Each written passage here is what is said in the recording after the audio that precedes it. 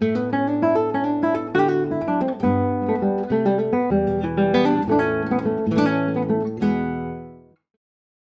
this season, we're focusing on perspectives and analyses that can help us consider ways forward and how we can respond to the ongoing conflict in Israel-Palestine and its impact here at home.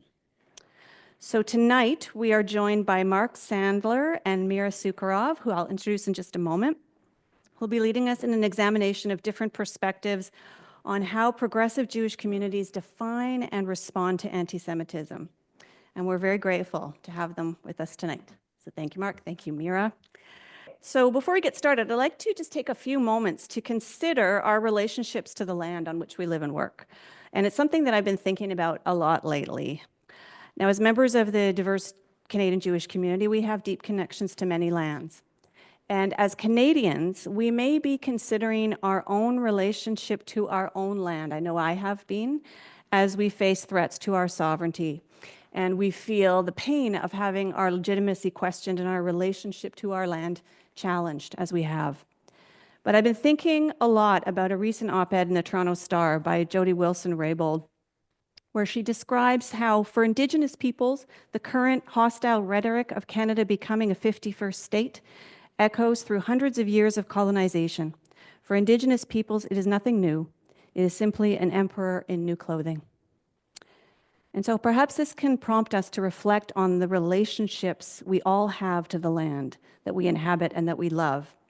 And as we wrestle with conversations about Israel-Palestine and the relationships that these peoples have to the land, we have to also deeply consider the experiences of Indigenous peoples and the calls to action of the Truth and Reconciliation Commission. So we acknowledge the land we're meeting on today is the traditional territory of many nations, including the Mississaugas of the Credit, the Anishinaabe, the Chippewa, the Haudenosaunee, and the Wendat peoples, and is now home to many diverse nations, Inuit and Métis peoples. Toronto is covered by Treaty 13 with the Mississaugas of the Credit and is subject to the Dish with One Spoon Wampum Belt Covenant. And this is an agreement to peaceably share and care for the Great Lakes region. And it's a treaty between the Anishinaabe, Mississaugas, and Haudenosaunee that bind them to protect and share the land. And subsequent Indigenous nations and peoples, Europeans and newcomers, have been invited into this treaty in the spirit of peace, friendship, and respect. And so in the spirit of seeking out truth and working towards true reconciliation with Indigenous peoples, may the Hebrew word tzedek, tzedek, tirdof, justice, justice shall you pursue, remind us to tirelessly pursue fairness, justice, and equity for all. So tonight's agenda, we are going, so some of you may know this has been, oh, the glasses on, the glasses off, so tricky. Okay, similarly to the glasses on, the glasses off, we're gonna have the screen and the in-person merging tonight. So Mark is going to be presenting. As you can see, Mark is here in person. And Mira will be presenting via Zoom. Mira, I believe, is in California right now. Is that, I got that correct? Yeah. And so thank you, Mira, where she's living and studying this year. And she's asked that the presentation be in the form of the conversation. So Rabbi Glickman will be stepping in to facilitate this part.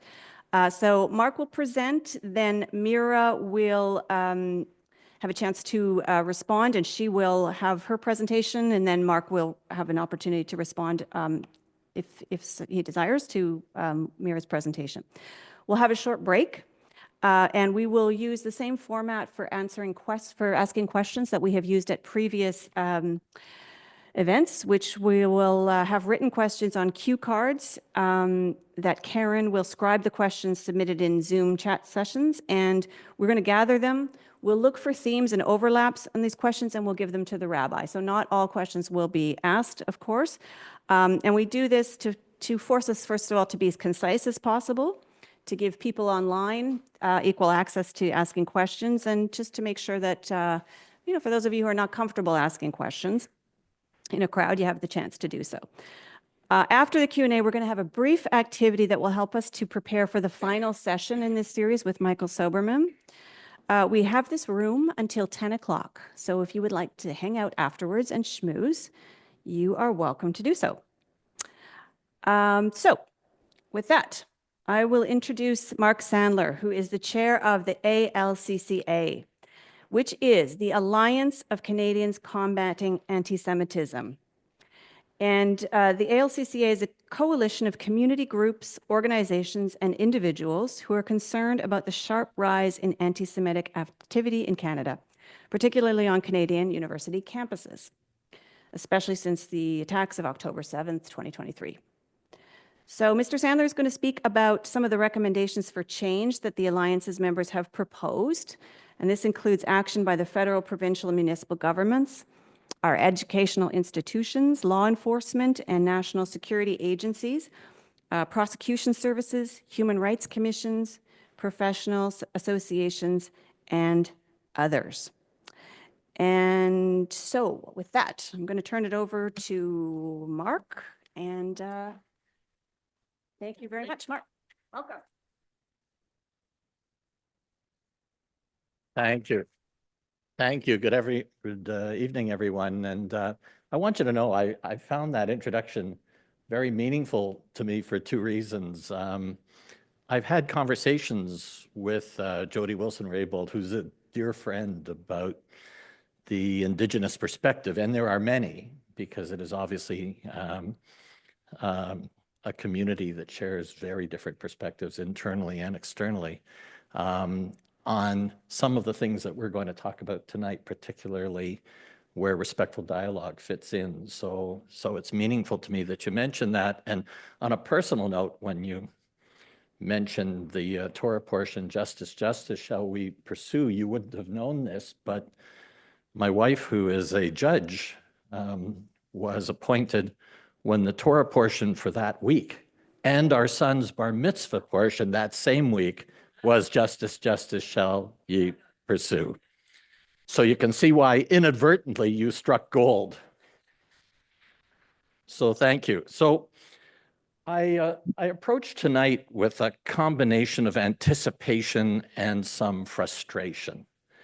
And I say anticipation because, for reasons maybe only a psychotherapist could explain, I actually welcome participating in difficult conversations. When I was an adjudicator in the legal profession, I always asked, as the chair of the tribunal, to take on the most difficult, vexatious parties. And I did so because I guess it's an opportunity to hone one's skills as a professional, but also because I see the importance of engaging in the most difficult areas. And I'm talking about not debate, I'm talking about respectful dialogue. And for me, it represents one of the most promising ways in which we can attempt to address conflict, discrimination, demonization of those who hold divergent views, whether Israeli, Palestinian, Jewish, Muslim, Arab.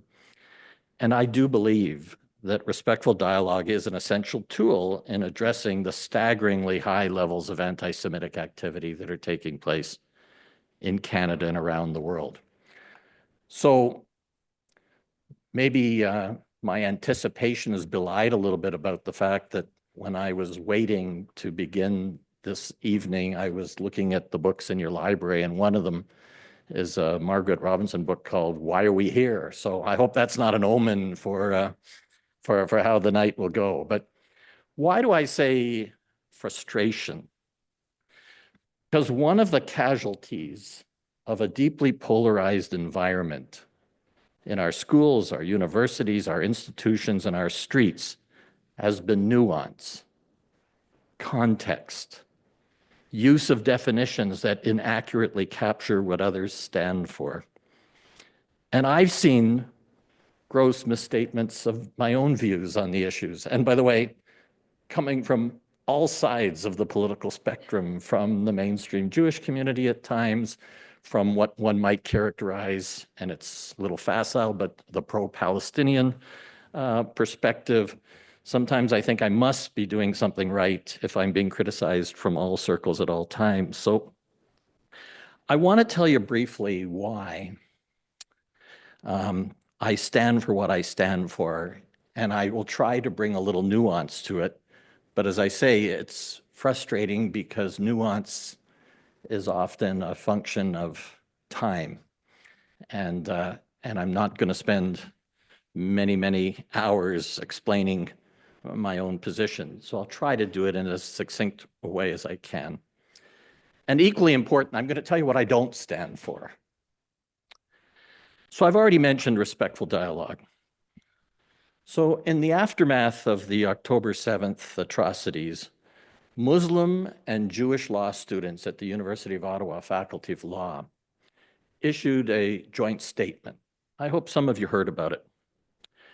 And that joint statement reflected that they had more in common than what divides them. And they asked that those who were surrounding them would treat the issues in the Middle East with sensitivity and with understanding and with compassion, and that those around them would appreciate that both of their communities are in pain. And I regarded that as an admirable initiative. And I created a national law initiative that 2,700 members of our profession signed on to initially.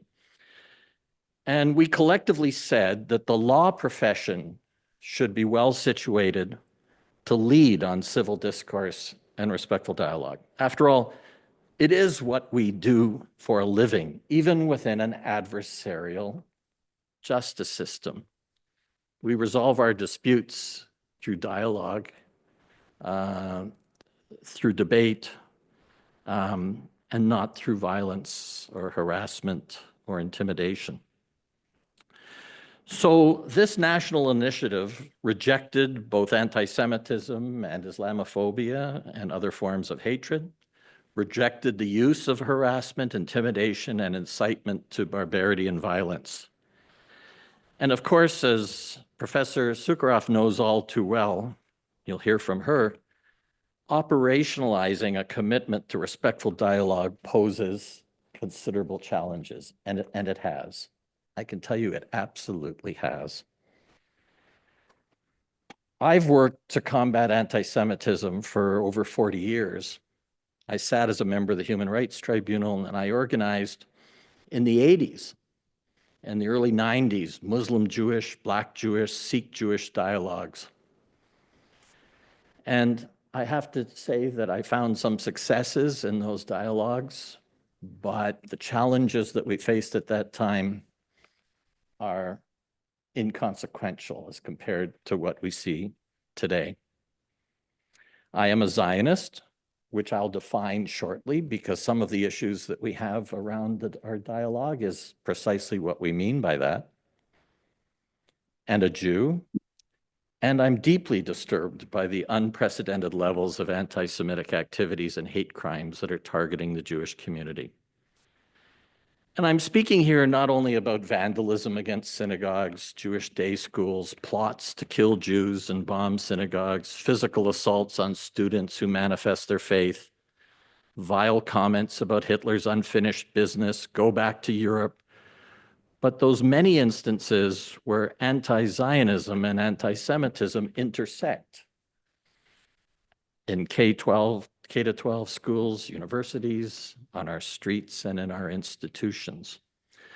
Now, I acknowledge at once, and I suspect that this will be a centerpiece of some of our discussion tonight, is that one of the most contentious issues is where anti-Semitism and anti-Zionism intersect. And reasonable people draw those lines in different places.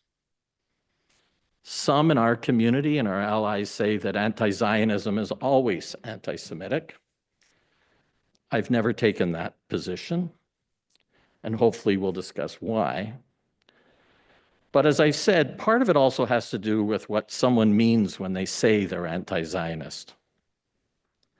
But I also want to be crystal clear. It is an unsustainable position, although it's advocated for broadly in our society and around the world, to say that anti-Zionism plays no role in contemporary anti-Semitism, or that anti-Zionism is rarely a manifestation of anti-Semitism. There's a reason why the Middle East conflict, whenever it flares up or involves outright war as it currently does, produces in the diaspora highly elevated numbers of hate crimes directed against Jews, and by the way, against other affected communities, including Muslim Canadians. Diaspora Jews and all Israeli Jews are being collectively held responsible for the conduct of the Israeli government, whatever you think of that conduct. And that collective responsibility is unequivocally anti-Semitic, in my view. All too often, I hear those who characterize virtually all protest activity as pro-Palestinian, as a prequel to arguing that accountability, whether it's criminal or disciplinary or otherwise, is merely involving the unjustified suppression of pro-Palestinian views. I have no interest in suppressing pro-Palestinian advocacy or robust criticism of Israel. Indeed, as a long-standing, card-carrying member of the Jewish progressive left, I've been sharply critical of Israel, its government, its policies, its far-right movement, its violent West Bank settlement movement. Although I have a deep love for the Jewish state, I'm able to express those criticisms as someone who loves the Jewish state. But I also have an interest in effectively addressing true extremism and hate that should not be immunized from accountability. And I hear all too often that any accountability that is sought for the conduct and the speech that is taking place on our streets and on our campuses, in many instances, is just about suppressing pro-Palestinian views. Here I speak about demands like all Zionists off campus, without distinction. Chants, Zionists are evil, genocidal, and racist, without distinction. Death to Canada, Israel, death to all Zionists. The explicit celebration and justification, not explanation for, and justification for the October 7th atrocities. The chanting of Houthis, make us proud, knowing what we know about the Houthis and the activities being celebrated. Requiring Jews to disown Israel or Zionism to be admitted to public events, to university common areas, and even for some professors in their classes. Holding Canadian Jews, as I've already said, responsible for Israel's conduct, regardless of where they sit on a spectrum of views about the Middle East conflict. Preaching from pulpits or street platforms that terrorists are to be martyred and their conduct emulated. Some of us pretend this isn't happening in Canada, but instead, some identify Canada as one of the money laundering and financing centers for jihadism. So while I regard respectful dialogue and education as critically important, I won't apologize for the fact that I believe in the robust use of the criminal law and civil laws where appropriate to address criminal hate activities and the failures of institutions to protect their Jewish students, indeed all students, from poisoned environments. Now, interestingly, I have been attacked, as I said, by some who might be described as the radicalized left. I don't describe them in that way, but for attempting to use the law to suppress pro-Palestinian voices, to suppress freedom of speech and academic freedom. And I'm very comfortable with the nuanced, if unappreciated, position that I take on the law. And I want to say this at the outset, because my criticism is directed in all directions. Some members of the Jewish community do too easily characterize pro-Palestinian views and their expression as criminal or as deserving of sanction. I spent a lot of time training and educating police officers and prosecutors. I've been doing it since the hate crime unit in Toronto was created in 1985, and I've been doing it across the country. And I have frequently triaged criminal complaints by telling complainants that the activities that concern them may be and often are offensive, even deeply offensive, but not actionable. At the other end of the spectrum, I also see, and I've referred to this already, the extensive misuse of arguments in favor of freedom of speech and academic freedom to immunize from accountability even the most virulent hate speech or speech that poisons the university environment. So recently, the Canadian Association of University Teachers issued a report on academic freedom that, in my view, was so transparently flawed. By addressing the suppression of pro-Palestinian views, which is a legitimate topic for discussion, while giving only lip service, and barely that, to the widespread demonization of those who wish to provide an alternative viewpoint. COT expressed concern about the potential erosion of academic freedom when faculty members were potentially to be held accountable once charged with vandalizing indigo, as if academic freedom or freedom of expression has anything to do with acts of vandalism. So I could speak at some length about the various ways in which the demonization of Zionism is taking place.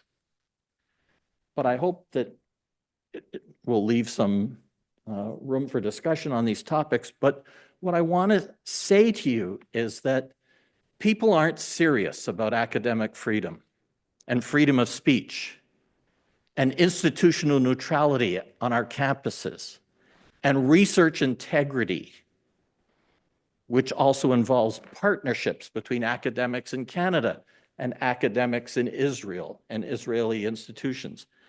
They're not serious unless they're interested in those values for everyone, not selectively based upon their perspective on the Middle East conflict. So let me briefly illustrate the challenges of nuance involved. From the river to the sea, Palestine shall be free. Many, if not most Jews, regard the phrase as a genocidal chant for the destruction of the state of Israel and its Jewish inhabitants.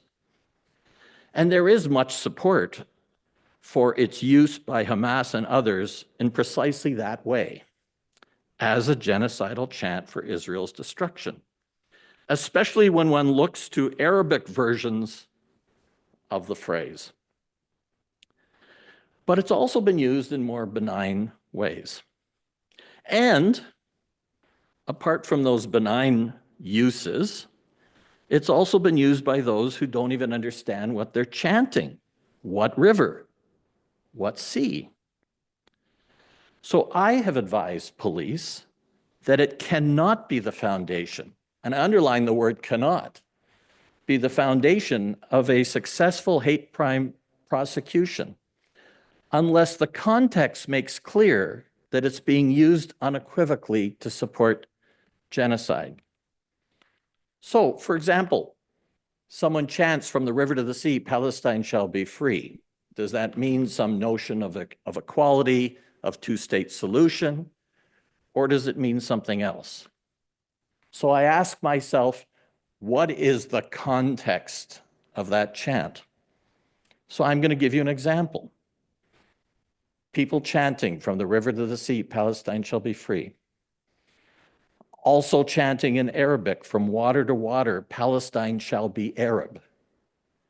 Or from water to water, Palestine shall be Muslim. Then add to that, accompanied by a chant, Sinwar, Sinwar, we have bullets for you. Accompanied by any means necessary, with a banner that shows a militant brandishing a firearm, and accompanied by calls for global intifada. So for me, I look at the accumulation of what was being said, And that's a real instance. I'm not making that up. That all is taking place in relation to an activity on Toronto streets in May of last year.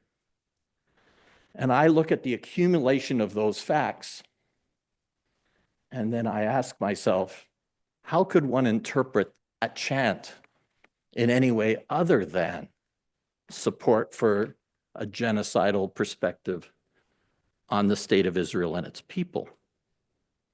Now, here's what's interesting about nuance. A Muslim colleague of mine told me that he counseled his community to the extent to which he could. Don't use the phrase because he knows how it is regarded by the Jewish community. And I asked the question rhetorically, and this feeds into respectful dialogue. If the intent behind the speaker is to truly build a just society in Israel with Jews and Palestinians side by side, whether in a two-state solution, which I support, or some other configuration, how are you contributing to the solution by using a phrase which you know is associated with genocidal intent and is so detrimental in building any sort of common understanding? And so why do I say the nuance is often lost? Because there was a recent article written that said that I was advocating that the police treat the phrase "from the river to the sea, Palestine shall be free" as an unequivocal genocidal chant, and that everyone who chants it should be prosecuted, when I was saying the exact opposite and actually said it at a webinar that the author attended. So one of the casualties of polarization is not merely the loss of nuance and context, but misinformation. So let's talk very briefly about the IHRA definition of anti-Semitism. And I know that Professor Sucharov has been heavily involved in the creation of a counterpart definition or guidance called the Jerusalem Declaration. And I'm not going to get too heavily involved in parsing each of these definitions, but I just give you my perspective on it. Because again, it's been the subject of so much misinformation. I do strongly support the IHRA working definition as one tool, and I underline those words, one tool in evaluating whether conduct is anti-Semitic. There's no perfect definition, nor can there be. The definition's been criticized because some of the language allegedly lacks clarity, and because it is said to suppress criticism of Israel. So I have said too many times to count, as has the Special Envoy on Anti-Semitism, Deborah Lyons, criticism of Israel, its government, its policies, its conduct of the war, violence in its settler movement is generally not anti-Semitic. The IHRA definition adopted by 43 countries, many other governments and institutions, specifically states that criticism of Israel, similar to that leveled against any other country, cannot be regarded as anti-Semitic. And then, as a preface to a list of contemporary examples of anti-Semitism, the working definition specifically states that these examples could, not must, taking into account the overall context, be anti-Semitic. So built right into the IHRA definition and its illustrations are these caveats, both exempting criticism of the same kind that can be leveled against any country, and also exempting the automatic conversion of those illustrations to instances of anti-Semitism. Now, some of those who challenge the IHRA definition, and I'm not talking about Professor Sucharov here, because it's challenged in different ways, some more credibly than others. But some simply state that the definition is intended to suppress criticism of Israel without the intellectual honesty of at least acknowledging what I've just read to you, that built right into the definition are the caveats that I've explained. And for some of them, this isn't about a lack of clarity or ambiguity in the definition. This is about rejecting any acknowledgement that contemporary anti-Semitism is too often rooted in anti-Zionism. Professor Sucharov will undoubtedly speak to you about the Jerusalem Declaration. I have significant problems with it, but I'll leave that to some later discussion. Whatever the definition you personally favor, it's totally unacceptable, in my view, to advocate for the death of all Zionists. That may seem so self-evident, but nonetheless, that remains a debate in our society. To call for the exclusion of all Zionists from campus without distinction. To chant that all Zionists are evil, genocidal, and racist without distinction. Or to substitute Zionist for Jew to try to immunize speech from accountability. So much spins on the definition. So for me, and for what I believe studies have shown to be the significant majority of Jews, Zionism is an ideology that supports the existence of a Jewish democratic state with equal rights for its diverse population. It's rooted in part in Jewish self-determination and Jewish historical and religious connection to the land of Israel. But it's not inconsistent for me and for so many Zionists with Palestinian self-determination or with a two-state solution in the Middle East. So for me, it's invalid to define Zionism in a pejorative way and then demonize all Zionists based upon that pejorative definition. It's equally invalid to offer up as a counterpoint to the IHRA definition a concept of anti-Palestinian racism that's even more flawed than any legitimate criticisms of the IHRA definition. So let me tell you briefly what I'm talking about. So there are proponents of the view that every anti-racist strategy should include within it recognition of anti-Palestinian racism. And I want to say it once, and here's where nuance is lost, context is lost, misinformation is circulated. I agree absolutely with the proposition that anti-Palestinian discrimination must be effectively addressed, as must all forms of discrimination. I've lived my whole life that way, supporting that view.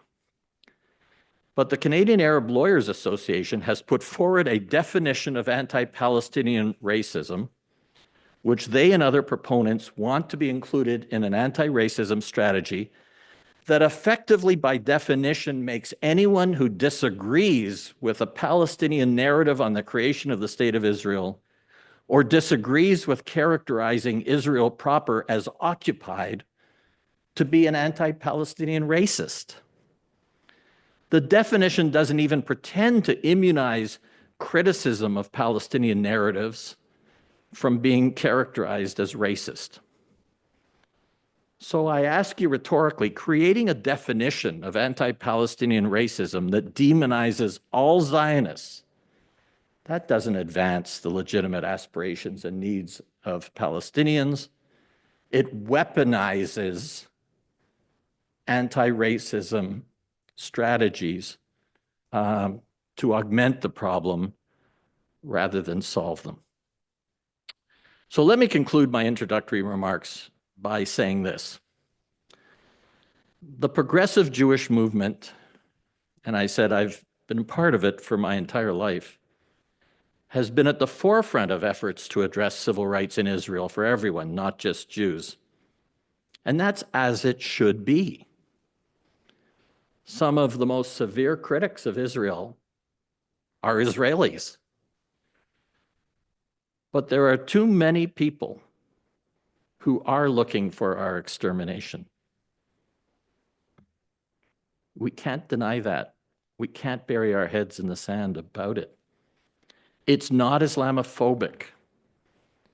It's not racist to recognize jihadism where it exists. So if Jews are at times too quick to attempt to suppress pro-Palestinian voices, which I have acknowledged, we're also at times too slow to recognize where we are at existential risk. I created ALCCA, a coalition of now about 60 community organizations, to combat anti-Semitism through respectful dialogue, education, and yes, the robust use of the law to address extremism. Even those organizations hold divergent views on a range of topics, including some of the things that I'm saying tonight. I don't speak for each member, nor do they speak for ALCCA. But the coalition has been effective in building important alliances, reducing silos, moderating voices where nuance is lost, and I'm not always successful at all. And I do hope that you'll get a better appreciation of the work that we do in the upcoming weeks. And I look forward to what Professor Sucharov has to say and dialoguing with her. Thank you.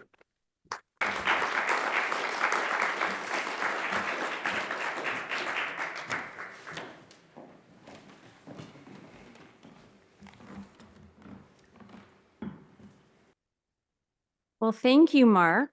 What a wonderful way to start the evening and to hear the perspectives that you hold and outlining and really particularly holding on to these words called nuance and context, and also giving us really just a taste right now of ALCCA, which I know in our community has been a topic of late. I am delighted to introduce our second guest this evening, who, as we heard already, is joining us from LA. And so I'm going to read her bio in just a moment. And then, as Sarah said at the outset of our program, rather than Mira Sucharov speaking at and to us, it'll be a bit of a conversation with me presenting questions, and she will be able to respond. But it's these two pieces, the A, which we just heard, and the B, which we are about to hear, are really to be held in equal gravity of presentation of our guests. So, friends, it's an honor to welcome Professor Mira Sucharov, who is a professor of political science at Carleton University and who specializes in the politics of Israel-Palestine. A prominent public commentator on Middle East affairs, she is the author or editor of 5 books, most recently, Social Justice and Israel-Palestine, Foundational and Contemporary Debates, and Borders and Belonging, a memoir. She is a founding signatory of the Jerusalem Declaration on Antisemitism and a member of the Nexus Task Force on issues related to Israel and antisemitism. Professor Sucharov sits on the Advisory Council of the New Israel Fund Canada, and I join you on that. I'm on the Rabbinic Council of New Israel Fund Canada. She is the co-founder of Drachim, a new path forward for Israel-Palestine, and is currently writing a book with Omar M. Dajani on equality and attachment in Israel-Palestine. And as you can see from the beautiful view, this semester she is serving as the Sally Priesand Scholar at Hebrew Union College Jewish Institute of Religion in Los Angeles. And I'll say that is my alma mater, where I went to rabbinical school, though not on the LA campus. I was on the New York campus. And I'll just also say the aforementioned Sally Priesand position, I suppose the scholar at that campus, Sally Priesand was the first female ordained rabbi in North America in 1972. A name we should all know, love, and speak of daily. I stand on her shoulders. So welcome. I'm going to be looking kind of this way and this way. Those of you on Zoom obviously have the square or the spotlight of the professor, and those of you in the room have her in larger than life size. All right, can you hear me? Yes, I can. Thank you. Okay. And we can hear you. Great. Great. So, we know a little bit about your professional background from the bio that I just read, or perhaps those of us in the Zoom room or here in the building know a little bit about your work. But to get us to have a little bit more context, can you tell us a little bit about your personal journey as both a Jew and an academic grappling with some of these issues that we're talking about this evening? Sure. Thank you. Thank you for having me. And thank you to Mark for a nice opening, thought-provoking presentation. I think you'll find we agree probably more than we disagree. I grew up in a very tight-knit Jewish community in Canada. It's Winnipeg. Maybe there are some Winnipeggers here in the audience, perhaps even. And attachment to Israel was strongly inculcated, and there was great, particularly Hebrew and Israeli cultural knowledge such that by the time I had children of my own, I decided to speak only Hebrew to them, and I've maintained that. And now they're off at university. And I spent a few years in Israel in my 20s. I really wanted a broader perspective. And so I majored in Middle East studies and went on to get a PhD in political science. And anti-Semitism is something that I think, so I was born the year that Sally Priesand was ordained, so I always feel like a nice little connection to her. And I think my generation was quite immune from anti-Semitism in a lot of ways. The children of the 80s, there was one swastika attack once on my school. My school was connected to a synagogue in Winnipeg, and I remember that. That was scary. But aside from that, I think it was something quite remote. And then, of course, Pittsburgh, Squirrel Hill, and now everything we're seeing going on. But I think tonight what we really are here to drill down on is ultimately, I think, the relationship between, if at all, like how do we better understand the relationship between anti-Zionism and anti-Semitism, and how do we understand our current moment? And I just want to say something that might sound a little bit tendentious, so I'm aware that I could sound that way, but I do want to note that though it is so important that we talk about the rise of anti-Semitism in our country and in our world, in North America and the world more broadly, and whether certain statements are genocidal or not. And we can certainly continue to talk about that. And I agree with Mark that context is key. There is only one genocide going on at this moment. And I think we have to be very aware of what is happening as we speak, and be very aware that hostages are languishing as we speak, and that Israeli society is traumatized by October 7th as we speak. So I want to recognize that. But now I'm making you go all the way to the microphone again. Why I work out. Shout out to my Pilates reformer instructors. Great, thank you.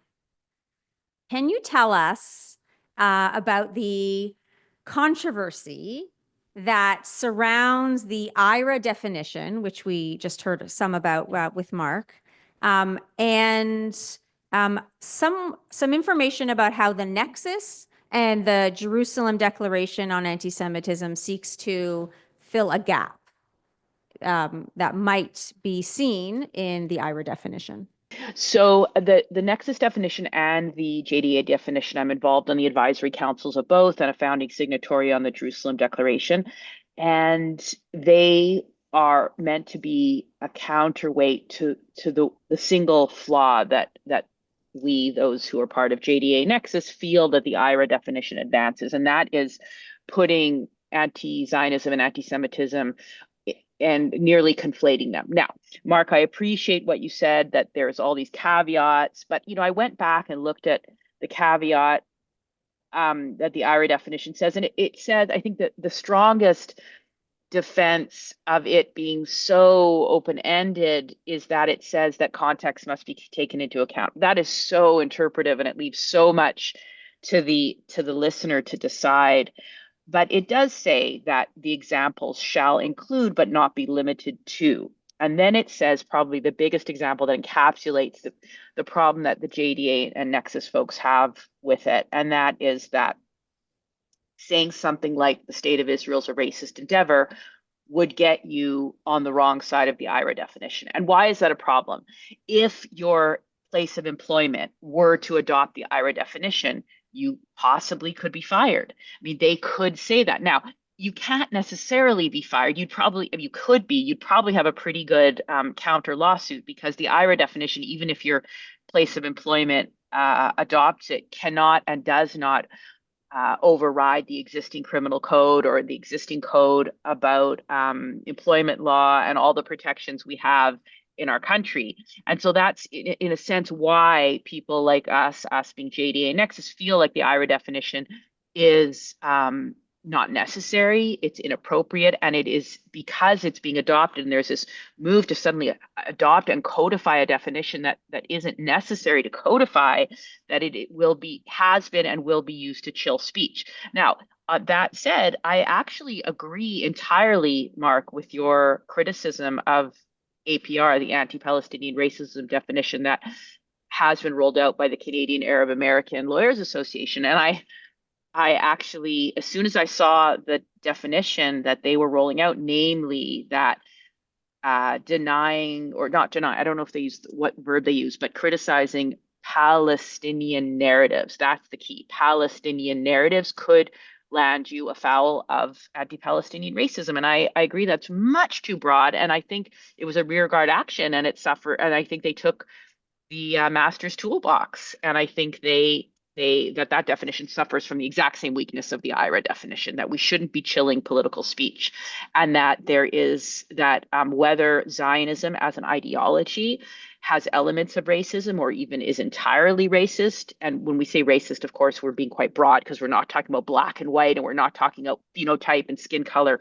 We're in the Middle East, we're talking about race as a social construction, and that if one believes that that a particular ideology is a racist, political ideology is a racist ideology, that should be fair game for reasonable discourse, and shouldn't get you accused of a hate crime or hate speech, I should say.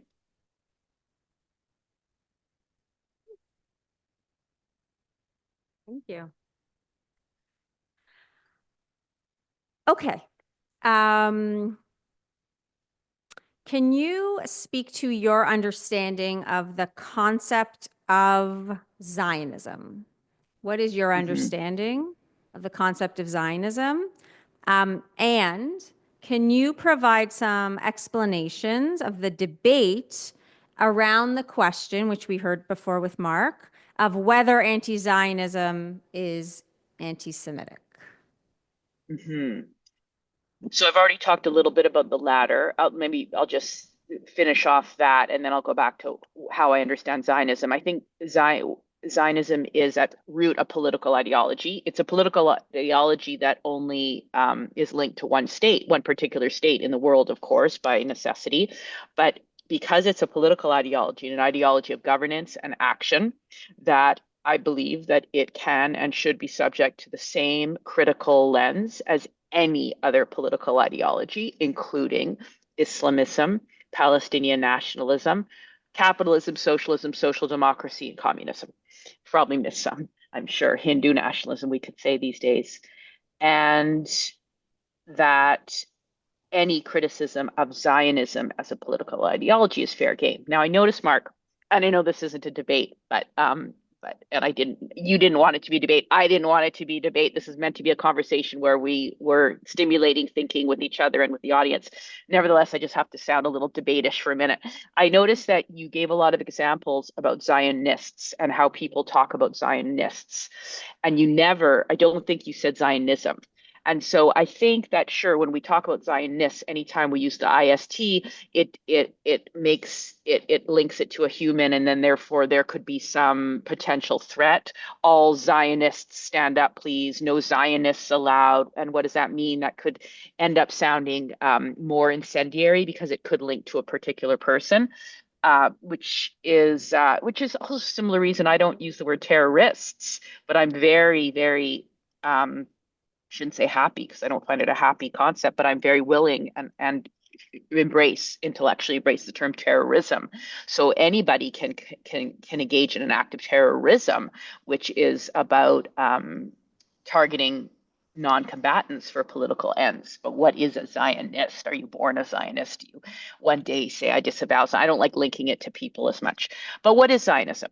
So a couple of years ago, I did a survey. And also, I must say, Mark, I really commend you for saying that Zionism, when one refers to it and is referring to oneself as a Zionist, that one really should define it. And I think that, and you did do that for yourself. And I think that's really helpful. And that's part of the problem, is that when people are talking about Zionism, they're often talking past each other because people understand it differently.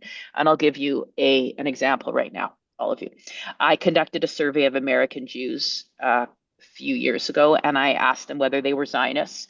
And are you a Zionist? I did say the term Zionist, but I was asking people their personal political attitudes. I really trip myself up sometimes. Pardon? What? I rest my case, I said. Exactly. So 58%, unsurprisingly, a strong majority said they were Zionists. Then I said, I'm going to give you a definition of Zionism. Zionism, I said, means, as Mark suggested, for him, a belief in a Jewish and democratic state. Are you a Zionist? The numbers went right up, 71, 72%. Not surprising. Then I gave another definition. Zionism means, I said, an emotional attachment to Israel. Are you a Zionist? Again, 71, 72% of American Jews said that according to this definition, they were a Zionist. Then I gave them the definition that I know Palestinians think of and have experienced at the hands of Zionism. And how do I know this? Because I talked to many Palestinians, because I study the history of Zionism. I've studied pre-Yishuv, pre-Israeli state, meaning Yishuv and paramilitary actions on the part of the pre-state forces in what was then Palestine, what was about to be Israel. I've studied the history of Israeli policy. I know how Zionism in a particular state has manifested. So I said, I'm going to give you one more definition. Zionism means a system of governance, privilege in Israel, whereby Jews are privileged over non-Jews in Israel. A system of governance whereby Jews are privileged over non-Jews in Israel. And then I said, are you a Zionist? The numbers plummeted from 71% down to 10%. So that is why I try to avoid the term altogether now. I never refer to myself as a Zionist or an anti-Zionist or a non-Zionist, because it's rife for such misinterpretation. So that's what I have to say on Zionism. Look, when people say no Zionists allowed at an encampment, is that code for no Jews allowed? Maybe. And if it is, then it's certainly anti-Semitic, if that is the context. But if we dig around and say, well, the context is there are many Jews as part of this encampment, and that what they really mean is that Zionism as an ideology is something that this encampment opposes, as an ideology of control and privilege, then it's no longer code for Jews. So again, context matters. And that's the problem with a lot of this debate, is we're not really hearing about the intentions of people when they're speaking. So Mark spoke about some of the challenging terms, the divisive terms that are, floating around on subways and encampments and the streets of Toronto and around the world. And so this question is about that. So some people have used the term settler colonialism to describe Israel. Would love to know if you think that language is anti-Semitism, why or why not? And what about some of these other words, apartheid, genocide, and the phrase that Mark spoke to at length, from the river to the sea? If you want to speak about one, two, or all of them, about how they might be seen by you vis-a-vis whether they are considered anti-Semitic? I don't think that there's in any reasonable way can any of these phrases be considered anti-Semitic. They could be considered anti-Zionist or anti-Israel, but even then we would have, at that point, we would have to parse them. And I can certainly start by parsing them. Settler colonialism is a historical political framework used to describe societies like the history and continuing political expression and systems of societies like Canada, the United States, New Zealand, Australia, societies where there was an existing population and another population came and through force and collusion with imperial powers or colonial powers, killed maybe, displaced maybe, and certainly created a new society atop the backs of the existing society.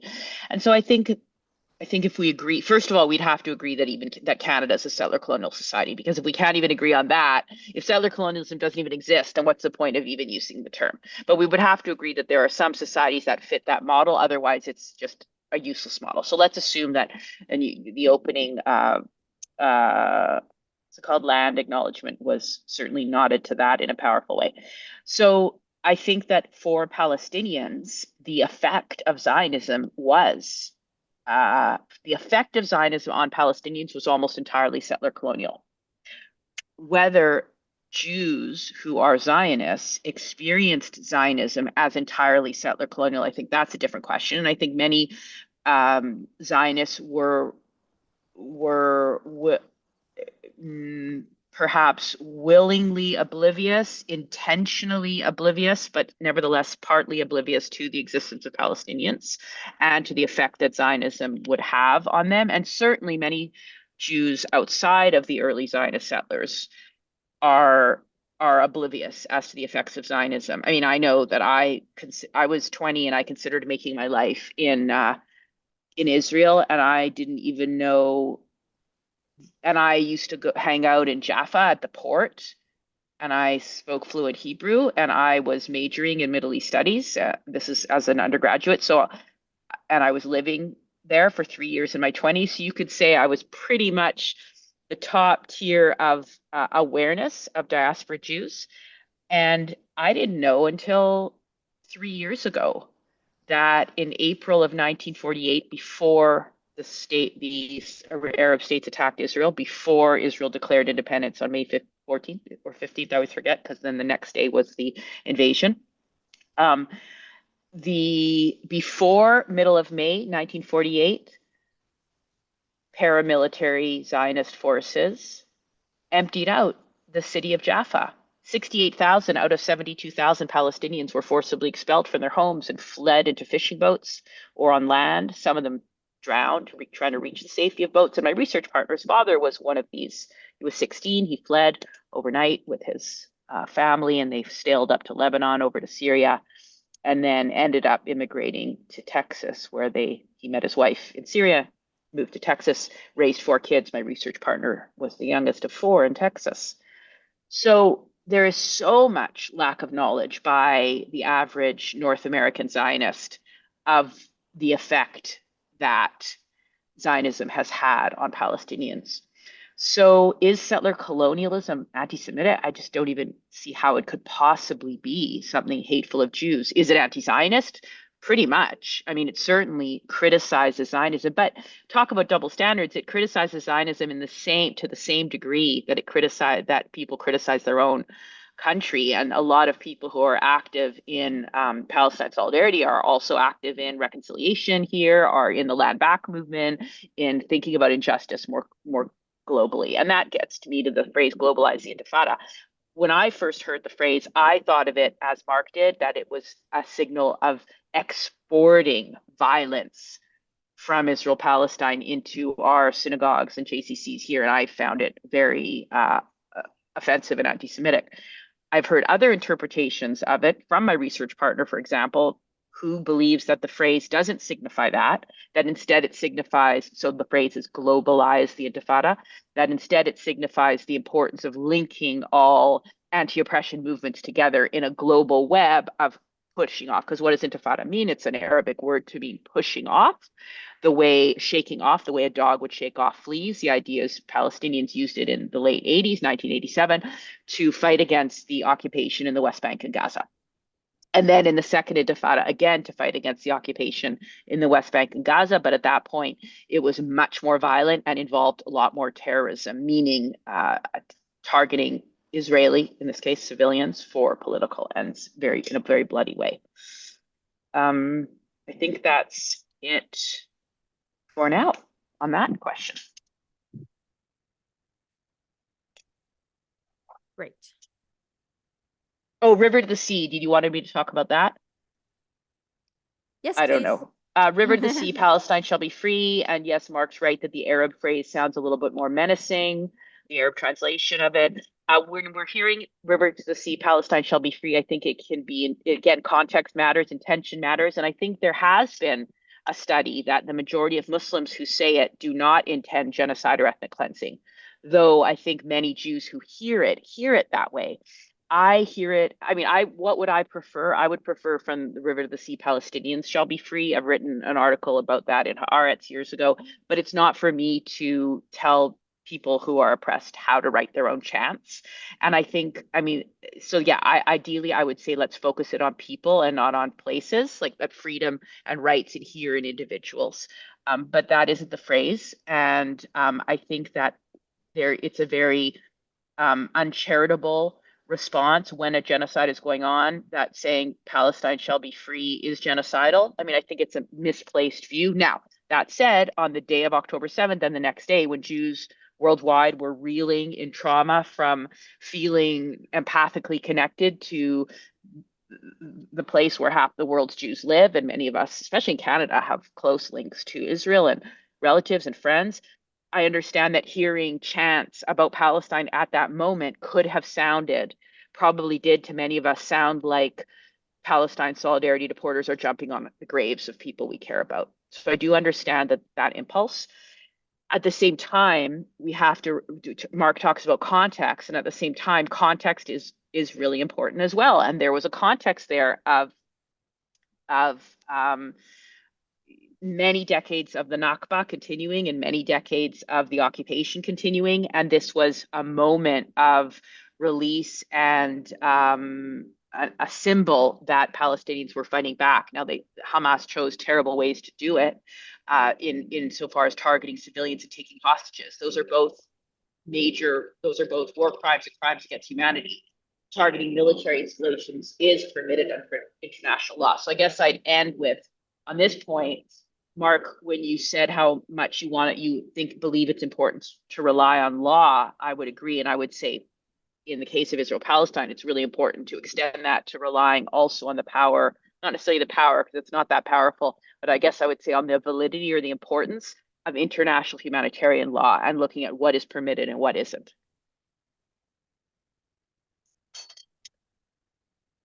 Thank you. Okay, would love to hear your thoughts on how Jewish communities can engage in dialogue more effectively. It's kind of a part A and a part B. The first is like amongst ourselves within the Jewish community, and part B is reaching across the proverbial aisle, across different kinds of communities. Mm-hmm.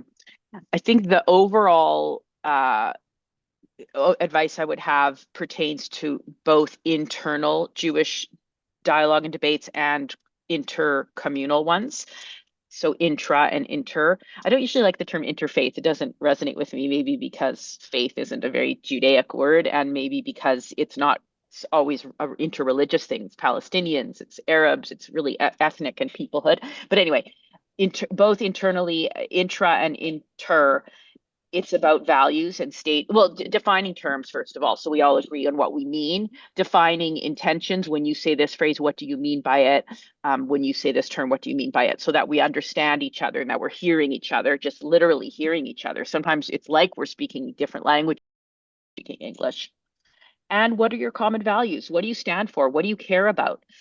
If we can establish some common values, we can then begin to say, well, what will that look like? What needs to happen over there in Israel-Palestine for everybody to be safe, secure, lead lives that are meaningful, lead lives that are safe, lead lives that honor culture, identity, and tradition for everybody. What would that look like? And once you're there, you can start looking ahead and then walking backwards and saying, what do we need to do to get there? Internally, I mean, there is so like our community within the Jewish community is so polarized right now. I mean, I think a lot of us have lost some friends. There's been maybe even just a quiet ghosting that's happened among some of us within our communities from October 7th. And sometimes it's more public, breaking off.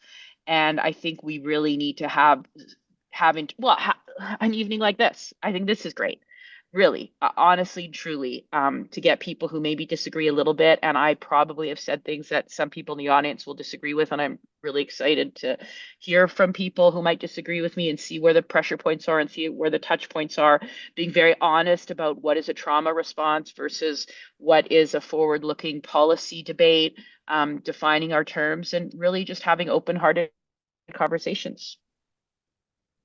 Well, I'll say just to the last point that you made, really giving kudos to the Danforth Jewish Circle that for those, well, you're all members, so you know, we are continually applauded, whether it's in the Toronto Jewish community or even beyond that geographically, for really going there, wherever the there is that we're going with these hard conversations and other ways that our community comes together to be in difficult dialogue. That is not something that everyone is doing. So you're picking up on that, Mira, and the work is not easy and not simple. And I'm really proud of this community, and I'm proud of the work that we're doing, and we're not running away, ghosting, as you say. Okay. You do work, as we know, around anti-Semitism definitions. We just heard a little bit about, 3 different ones that are prominent in the world. And you are also an advocate for a group that we may know of called A Land for All, 2 states, 1 homeland.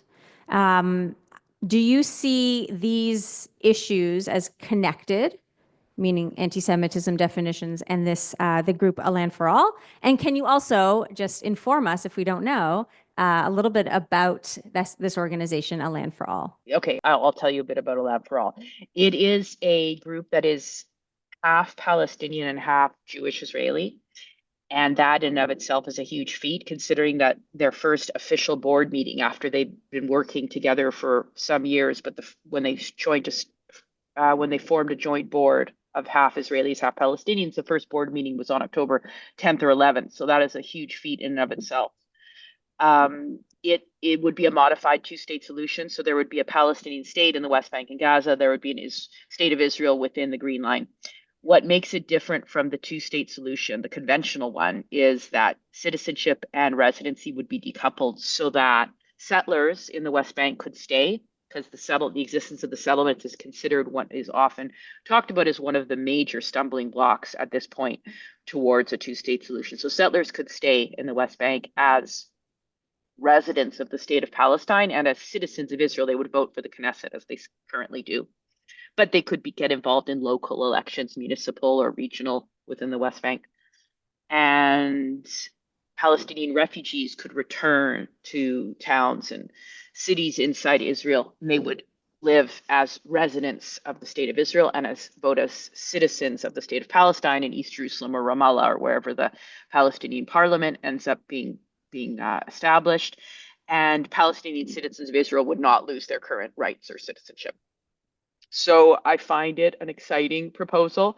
I find it very practical, a 2-state solution that can work. And I find that it honors the identities and needs of both sides in quite a beautiful way, of the idea of recognizing that the whole of Israel-Palestine is important to both peoples. I mean, someone like me, I'm more secular. The settler movement has irked me from the start. So I would personally, I would never say that I'm attached to the West Bank, but being part of A Land for All has forced me to honor Jews who do feel connected there. And so it's been a good kind of exercise. And then it therefore enables Jewish Israelis to honor Palestinians who feel connected to all of Palestine as well. And of course, have international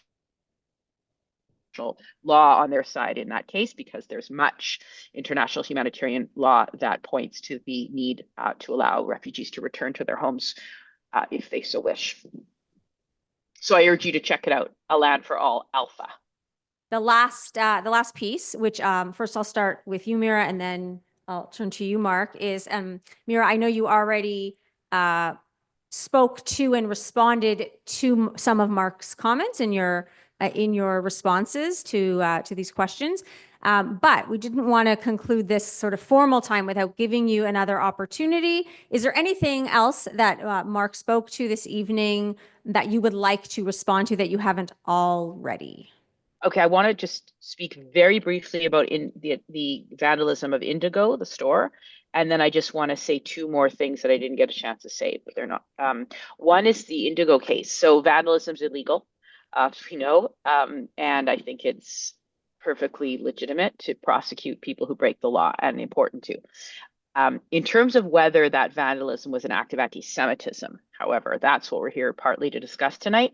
And I would say that there is enough reason to Mark talks about context. There's enough reason to understand the context of that act of vandalism as opposing the actions of the IDF, rather than as being an expression of hatred of Jews. And for the following reason, the owner of Indigo very publicly has a foundation to support lone soldiers to the IDF, meaning Canadians, or I don't know if it's limited to Canadian citizens, but those who go and move. Is it limited to Canadian citizens, Mark? No, I'm not sure. No?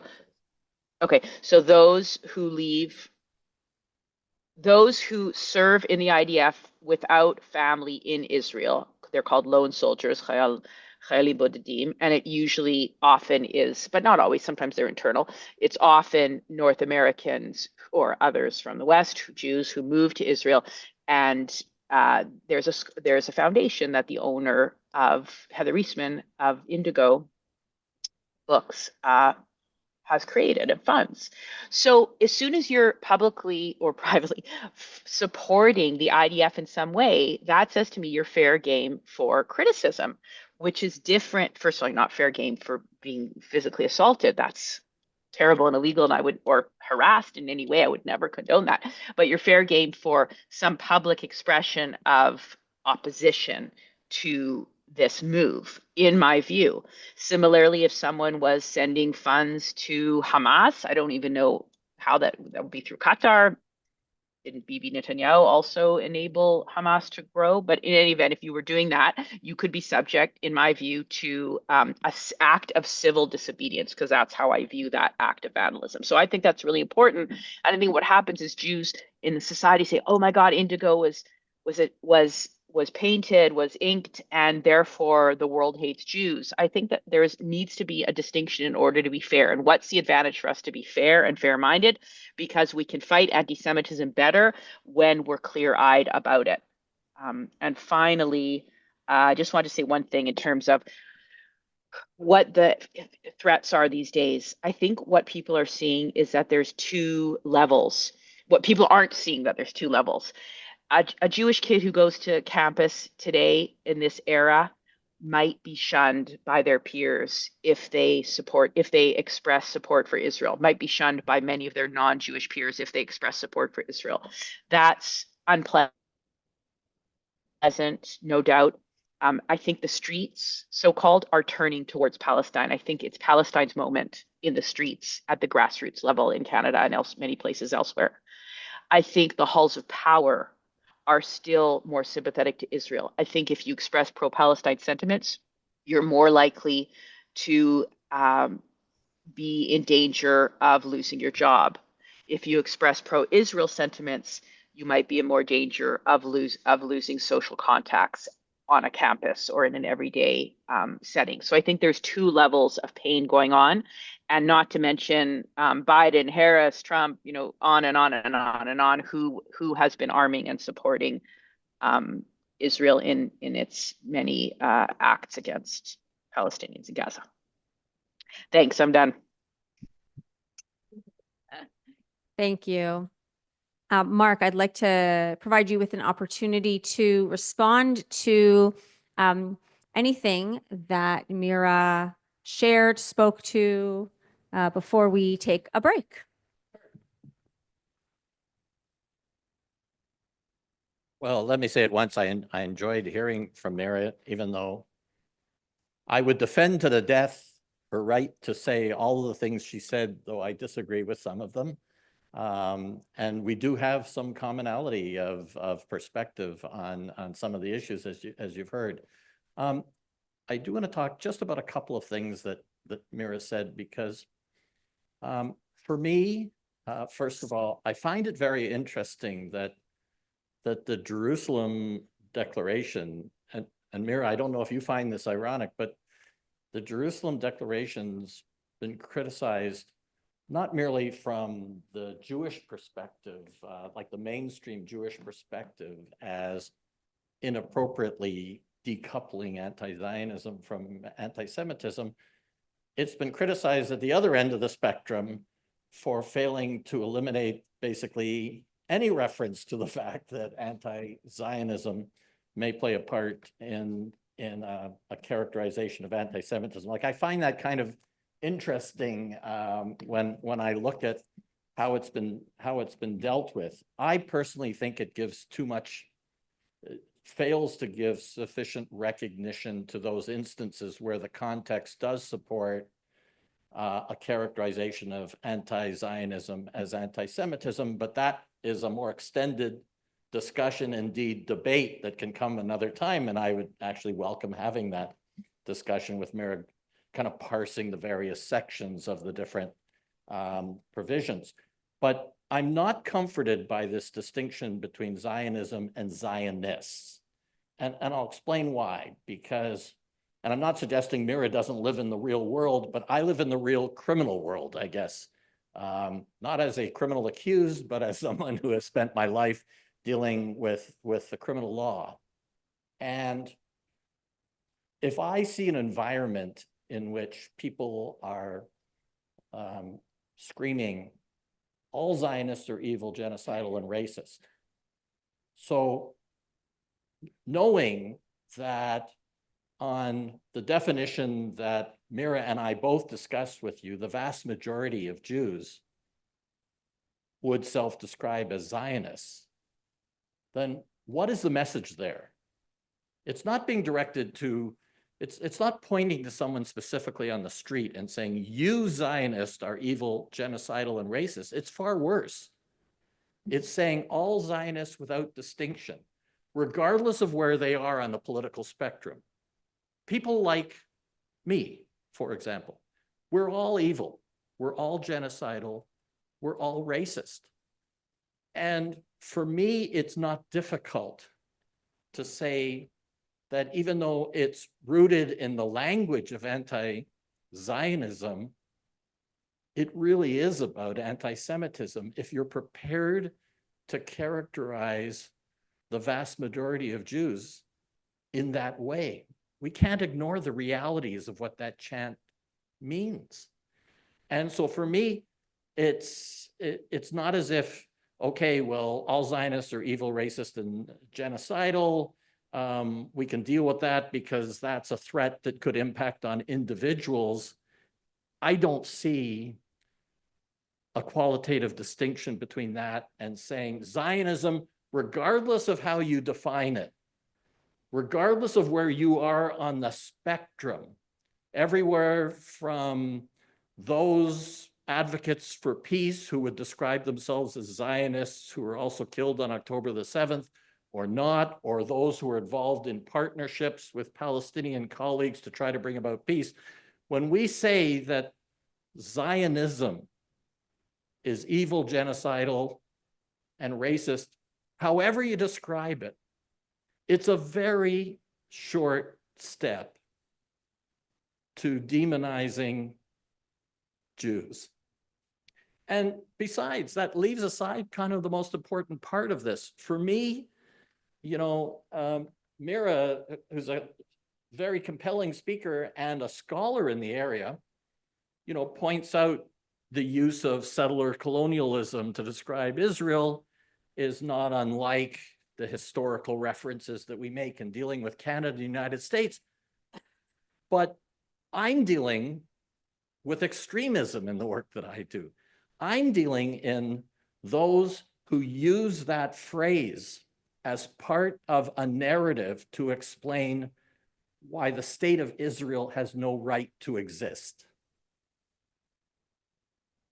And so for me, you know, part of the story of Israel, and I should go back to say, one of the most compelling books, and I'm going to forget the name of the author, Mira may know it, but there's a great book that I read that describes the Palestinian narrative around the creation of the state of Israel and the mainstream Jewish narrative about the creation of the state of Israel, and says they're both inaccurate. They're both flawed in a variety of ways. You know, you go at one end of the spectrum to everyone was expelled, ethnic cleansing took place, and so on and so forth, to the other end of the spectrum that everybody kind of just left voluntarily, awaiting victory in the war, and so that they could return to their lands. And I'm oversimplifying the narratives, but we have to start from an understanding that the narratives are both flawed, but that doesn't justify a narrative that excludes an evidence-based analysis. So sure, are there features of Israel that could be characterized as settler colonial? Okay, you can make that argument. But surely that isn't what Israel is just about. Surely you cannot characterize Israel solely as a settler colonial state or use that to delegitimize entirely its very existence. Because the same people who are analogizing to Canada and the US and so on, they're not saying eliminate the country of Canada. When people are chanting death to Canada, death to Israel, and I'm talking about extremists because that's who I focus on, you know, then I look at it from a different perspective. I ask myself, again, in the context of, and I'm rambling, in the context of everything that we know, what is behind what people are saying and what they are doing? Are they simply engaged in a historical debate that has some evidentiary foundation in order to bring about greater understanding and peace and so on and so forth, or to validate their legitimate aspirations? Or are we dealing with something much more malevolent? And unfortunately, I think that part of what we see has to be a recognition that we are witnessing extremism in our country. Extremism that isn't benign, that isn't simply the advancement of the legitimate aspirations of the Palestinian people, but something more insidious. And I think we can't lose sight of the fact that we have to evaluate each situation on its own merits. I think Mira and I agree on that. But unfortunately, I'm seeing too much denial of those extremist elements that are all too present in what is happening in our cities and on our campuses. And having said that, I'm going to end in a hopeful way. And that is, even though, and again, I rambled a bit here and I apologize, but even though I disagree with some of the things that Mira said, it'll maybe be for another day to talk about genocide and some of the more controversial components. But even though I disagree, I love the conversation. The conversation's important to me. The idea that Mira is working with Palestinians and Israeli Jews on a solution is encouraging to me. I'm not convinced that leadership is in place across the board that will enable those aspirations to be realized, but what could be more important than having those kinds of dialogues? So I hope at some point, Mira, I say this to you directly, I hope at some point I would love to model respectful dialogue by being on a platform with you and having these kinds of discussions. And maybe they'll even degenerate at times to debate, but that's okay too. There's a lot of food for thought here, and I welcome the fact that you invited both of us to this session, because I think I've learned quite a bit from it, and I hope you have as well. So thank you. Okay, so if everybody can head back, we are going to resume. So Rabbi Glickman has collected the questions that have been sorted and themed. Are we done that process yet, Michael? Or are you going to feed more? Okay. We're gonna. Okay, so can I turn it over to you? Turn on. Really? Yeah. You ready? Okay, here we go. Questions, Q&A. Oh, hello. Welcome back, everyone. Okay, really, really beautiful questions. Okay, Mark, here's one. I had shared with you just briefly during the break that that the DJC is currently in the midst of a conversation that's both timely and important about adding our organization to ALCCA, which we didn't know. We were calling it ALCCA, right? We all just learned something tonight. Yeah. ALCCA. It's the Alliance of Canadians Combating Antisemitism. This is the organization, thanks, Evelyn, who already knows it. It's like she's planted here. This is the organization that Mark said he founded that has how many, 40 something? I think we're up to 59 or 60. And this is an organization, this is an umbrella organization that includes both Jewish and non-Jewish Canadian communities, institutions, and organizations. Is that a good way to? Sure. Okay. Anyway, the question is, can you speak to why the DJC might choose to join ALCCA, join the coalition, even if not all of us, all of this community appreciates or is in lockstep with the IHRA definition of anti-Semitism? Okay, that is a great question. So what I've tried to do when I created the organization is really give people a space to amplify their views and to work together on various initiatives within the community and outside the community. And what we do is we give real autonomy to each of the organizations. There are a number of synagogues that are members of the coalition. Ours is a member of a coalition as well, and so on. But we give quite a bit of autonomy because we recognize that everybody doesn't agree, as you know, on all of the issues that pertain to combating anti-Semitism. So the answer to the question is that one does not have to be wed to every aspect of the work that we're doing in order to participate. But when it comes to the IHRA definition, I do think that all of the member organizations support the IHRA definition. Not everyone within their organizations necessarily do, but the member organizations have a series of principles that inform ALCCA, and one of the principles is support for its use as a tool, not as binding legislation, but as a tool.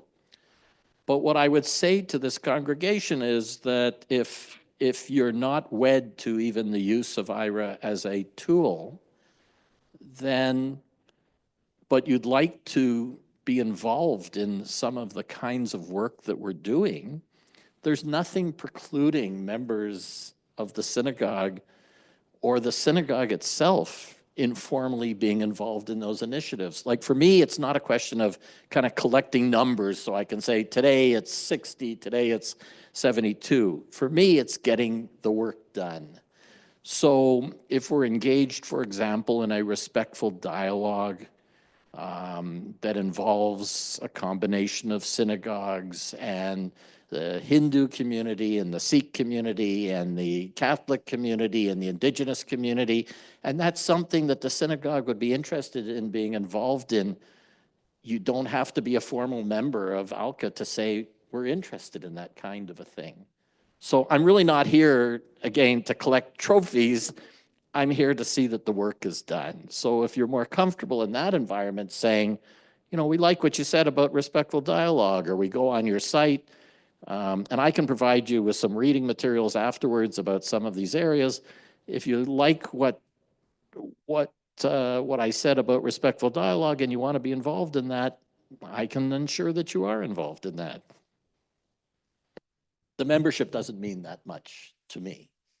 You know, There's no, we're not card carrying members and. you don't so- have to be a yeah. card carrying member to do the work, you know. Great. I appreciate that you, that you're offering to do some follow-up work with us. And in ways that we might choose to get involved. Sure. So thank you. Mira, we had a few people who wrote similar comments and follow-up questions about, this is where we're going to get a little spicy, about your use of the word genocide in your earlier remarks.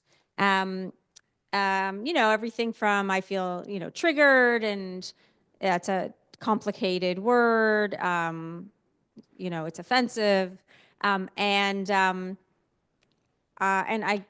guess the question on the table from many folks is maybe to dive a little bit deeper into that, and how that, this isn't on the page, but I'm going to ask how that, the use of that word in your work is either moving the conversation and the dialogue forward, or maybe you've seen it as a sticking point, and just maybe spend a little bit of time on the word genocide. Mm-hmm. As a scholar, truth is what I look to do. I'm also triggered. It's very triggering what is going on in Israel-Palestine. Genocide, actually, unlike settler colonialism, genocide is codified in international law. Settler colonialism does not have a codified legal definition. It has a scholarly definition that scholars have coalesced around to understand, but genocide actually is codified. So I've read the legal definition. Maybe many of you have too. I've watched the case that South Africa brought before the International Court of Justice. I've looked at the assessments by human rights groups who do extensive research into these areas, including Amnesty International, Human Rights Watch. I've looked to colleagues and friends like Omer Bartop, who's a scholar of genocide and Holocaust, including the Holocaust, especially the Holocaust. Raz Siegel, who I don't know personally, but who also is a scholar. And I come to the tentative conclusion, or at least an educated assessment, that what we are seeing is genocide, partly because Israel has taken actions to deprive the population of basic foodstuffs, basic humanitarian aid, and statements by government leaders that indicate that massive loss of civilian life is part of the intention of this war.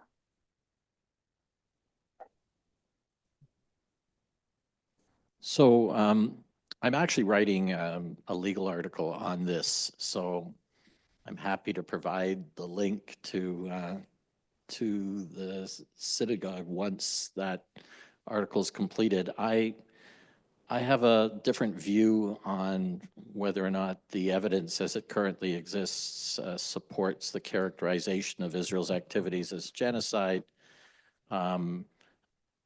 Part of that is based upon my legal work with the definition.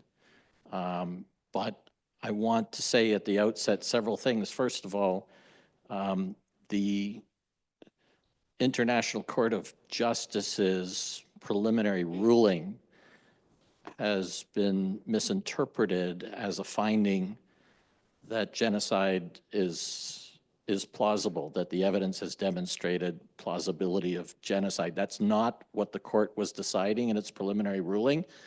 And the Chief Justice, since retired from that court, has explained that as it has been explained in a careful review of the decision. But for me, this has to be an evidence-based discussion based upon the application of the rules of international law.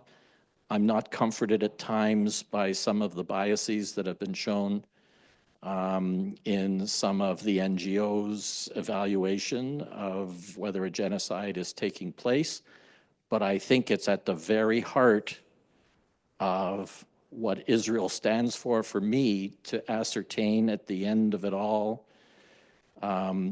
precisely what has transpired, to what extent war crimes have been committed, to what extent the deprivation of humanitarian assistance is in violation of international law.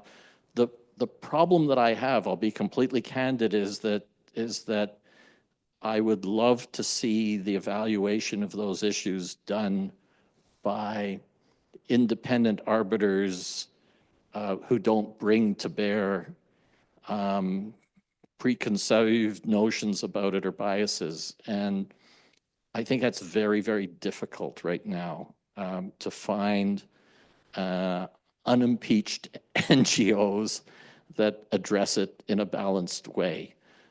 But there is one part of all of this that some people in the mainstream Jewish community do not agree with me on, and that is that when people say that Israel's committing genocide, even though I don't think the evidence as I know it to date supports that characterization, having regard to the legal definition and the intentionality involved in all of that, but leave that aside, I've taken the position that people are entitled to express that view, and that when people urge me to make people accountable for alleging that Israel's committing a genocide, I've said that they're entitled to express that view, even if that view is one that I don't agree with. This is a really charged, very difficult situation, not only because of the obvious implications of a finding of genocide or a finding of no genocide, but because real people are dying, and whether you characterize it as a genocide or not, you know, the continuation of the war is damaging all affected parties, and we have to be sensitive to that. And so that's not a complete answer, but I hope it'll at least invite your consideration when you read what I have to say about it, when I hope I'll be a little more articulate than I am late in the evening. Great. Thanks to both of you. Mira, we have another question, a couple folks who wrote similar questions. Speaking to the idea of colonialism, colonial settlement in the land, can you speak to the, this could be an actual question, this could be a rhetorical question. Are Jews not indigenous to the land from a long, long time ago? And if that's the case, through various expulsions over the millennia, how can Jews be settlers in a land that they were once indigenous to? Yeah, so I think the case of settler colonialism in Israel-Palestine is not as clear cut as it is in Canada, the US, Australia, and New Zealand, where you're right, the British and the French were not returning in the case of Turtle Island to a place that they had lived in 2,000 years earlier. And so that makes Israel different. From a human rights and international law perspective, it doesn't make much difference. It makes it because law doesn't account for communities that were there 2,000 years earlier and then returned en masse. Of course, there were some Jews there over many generations, and those Jews deserve to also have their lives be honored, of course. But it just the way law has developed, 2,000 years is a very, very, very long time in terms of how we understand the world system and law. And so okay, that's one thing in terms of how law is developed.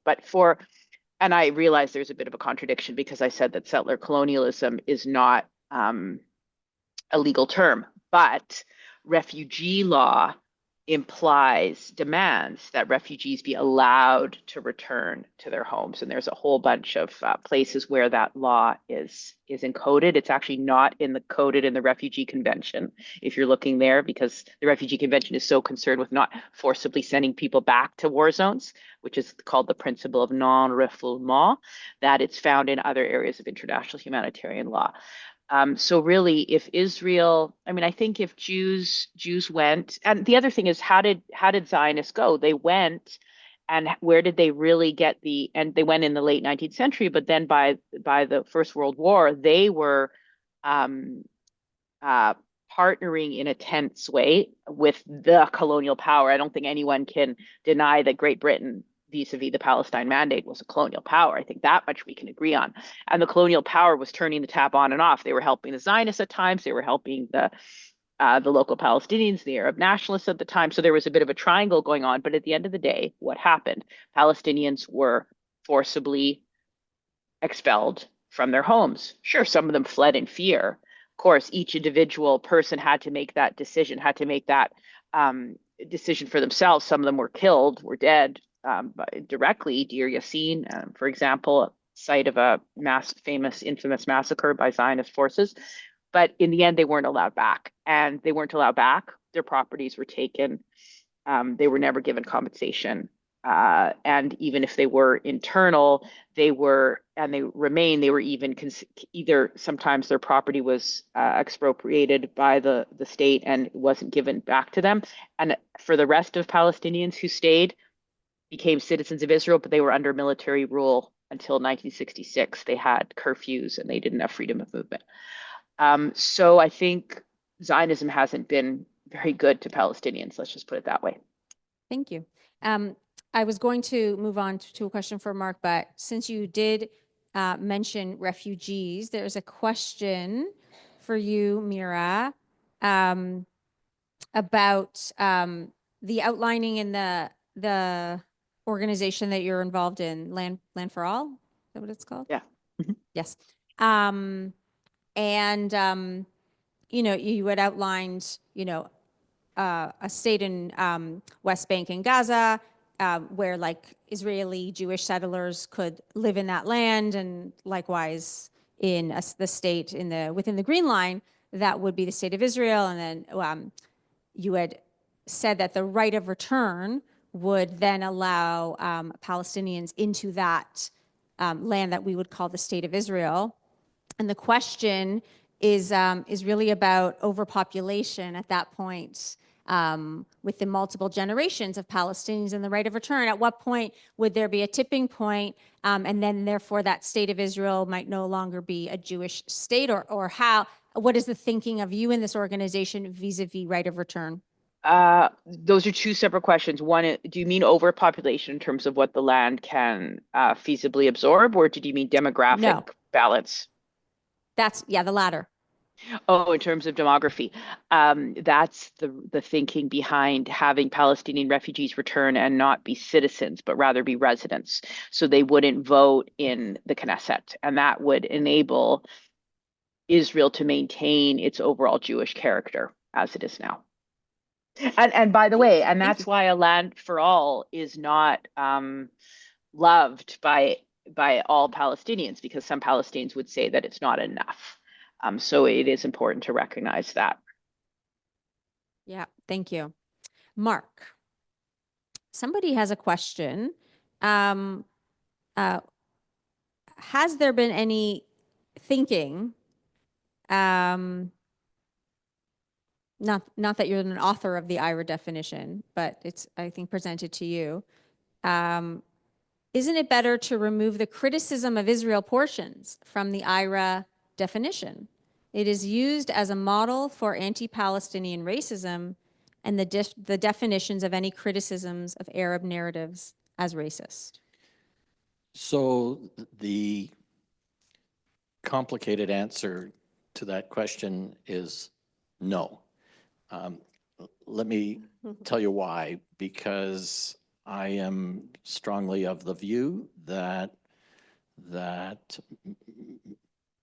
much of contemporary anti-Semitism is rooted in the anti-Zionism that we've talked about before. And to ignore that, basically to sanitize the definition, to get rid of that part that most significantly impacts upon the Jewish community as it currently exists, doesn't solve any problem, other than potentially causing some people to direct less criticism towards it. So here is an area in which Mira and I obviously respectfully disagree, but I think there has to be a nuanced connection between anti-Zionism and anti-Semitism, because that reflects the reality of what we are experiencing as a community. And I don't think there's any way to soft pedal that. And I was just saying during the break that you might find interesting, just in this context, that a number of students, Jewish students, and Palestinian students and some Arab students have indicated to me, and I'm not going to suggest that I know how widespread this is or isn't, but they've been told, sometimes by faculty members, sometimes by community members, that they are not to talk to Zionist students, Jewish students who don't disavow Zionism, because talking to them normalizes Zionism.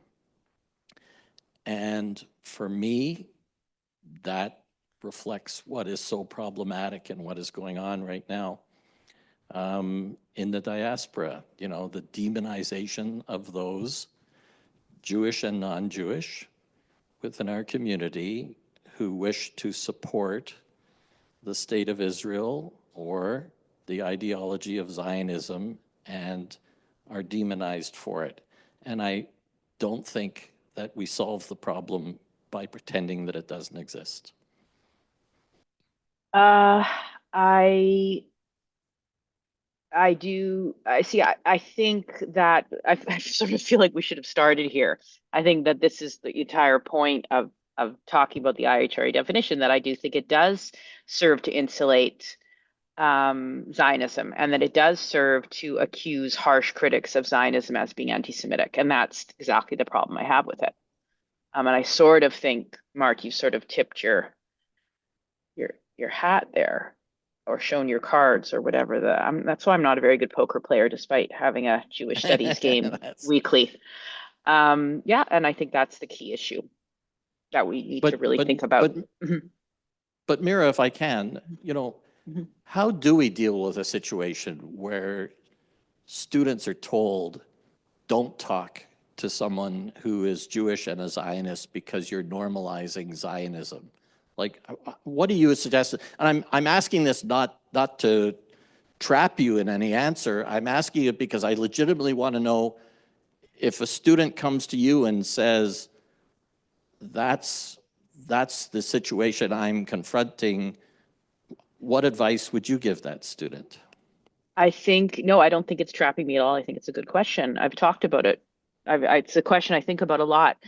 I mean, let's just for a minute use a different analogy. Let's say it's it's second wave feminism. It's the 70s, and um,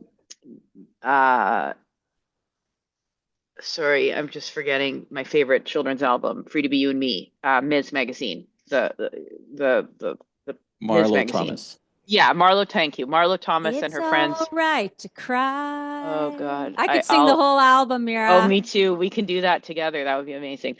Let's say Marlo Thomas and her gal pals are at college together, and they say, we are fighting back against misogyny. I don't think that term was as commonly used back then, but we are fighting it back against anti-feminists. And anybody that you suspect of being anti-feminist, shun them.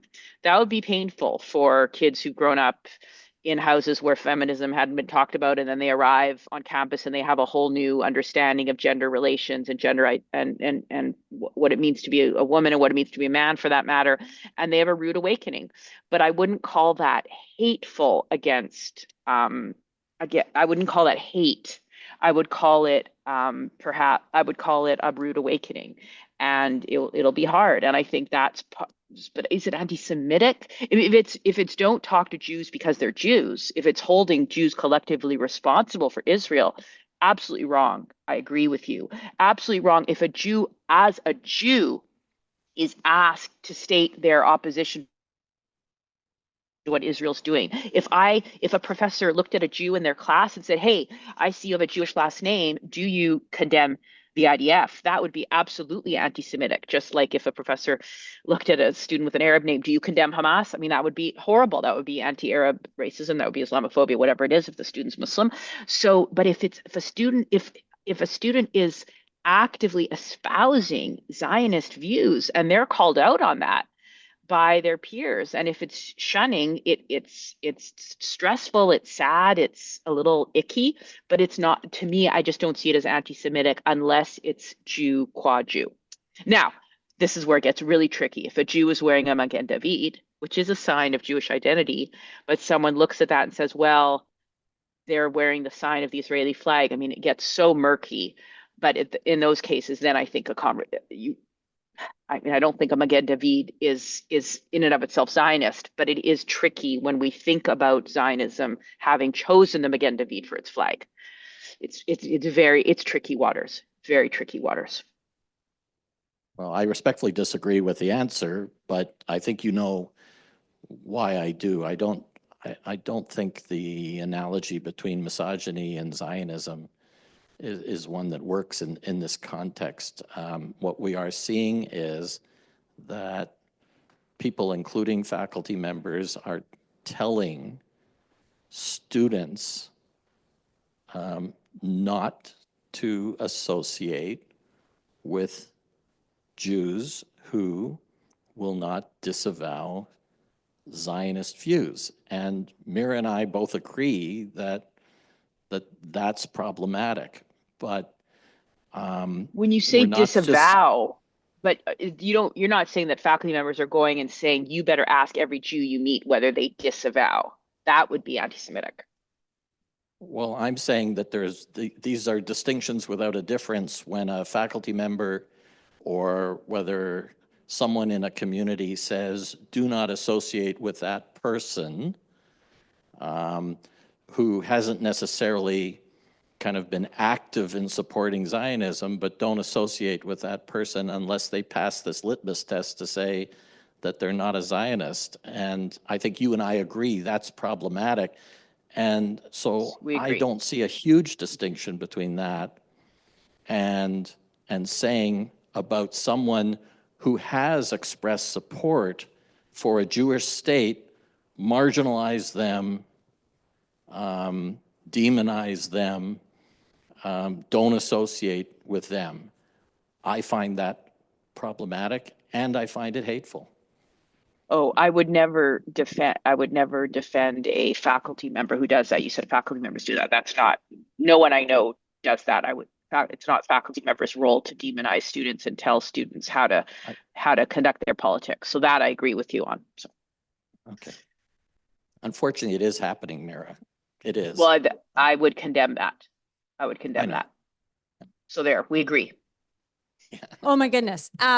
Okay. And there are so many more questions that came on through Zoom, came in through folks in the room that in the interest of not just all of us not being here all night, but really respecting our guests at time and perspective. We're not going to get to all of them. And I know, Mira, you just said maybe, 3 minutes ago, okay, now the conversation is starting. And I'm actually okay with the fact that a door opened, a window has been cracked, and like DJC, let's keep the conversation going, with these two fine folks and without them, right? So that's the journey that we've been on as a congregation, is bringing in different guests, sharing different readings, viewing different things to expand ourselves. And so the fact that we didn't solve the problems tonight, we were never going to, right? So I think that hearing disagreement, not only between the two of you, but